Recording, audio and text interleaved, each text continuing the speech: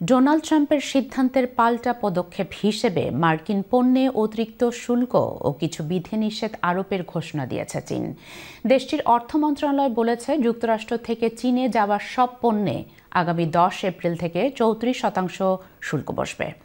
দুই বৃহৎ অর্থনৈতিক পরাশক্তির এই যুদ্ধে টালমাটাল হয়ে পড়েছে বিশ্ব অর্থনীতি। বিস্তারিত রিপোর্টে।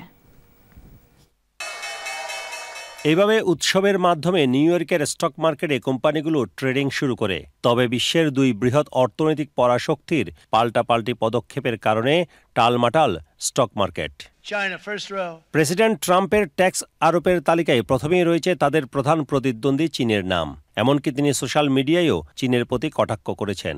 তবে ট্রাম্পের পদক্ষেপের বিপরীতে পাল্টা পদক্ষেপ নিয়েছে চীন, ফলে বিশ্বের অর্থনীতিতে শুরু হয়েছে যুদ্ধ। যুক্তরাষ্ট্রের পণ্যের উপর 34% ট্যাক্স আরোপের ঘোষণা করেছে চীন।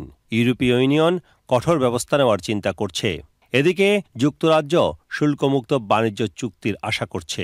We're working hard as a government in discussion with our counterparts in the US to represent the British national interest and support British jobs and British industry. Those conversations are ongoing. ইতিমধ্যে Rolle's Royals, AstraZeneca সহ বেশ কয়েকটি কোম্পানির শেয়ারের দর পতন হয়েছে। পাশাপাশি বিশ্বের অর্থনৈতিক অবস্থায় মন্দাভাব দেখা দিয়েছে।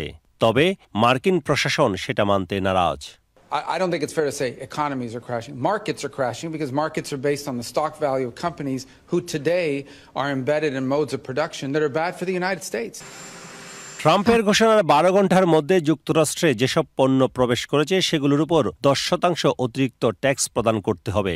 এর ফলে শুধুমাত্র মার্কিন ব্যবসায়ী ও জনগণ ক্ষতিগ্রস্ত হচ্ছে তা নয়, উচ্চ শুল্কের ধাক্কা পড়বে কম্বোডিয়া, ভিয়েতনাম এবং বাংলাদেশের উপরও। ট্রাম্পের এসব সিদ্ধান্তে সারা বিশ্বে আবারও দেখা দিতে পারে অর্থনৈতিক মন্দা।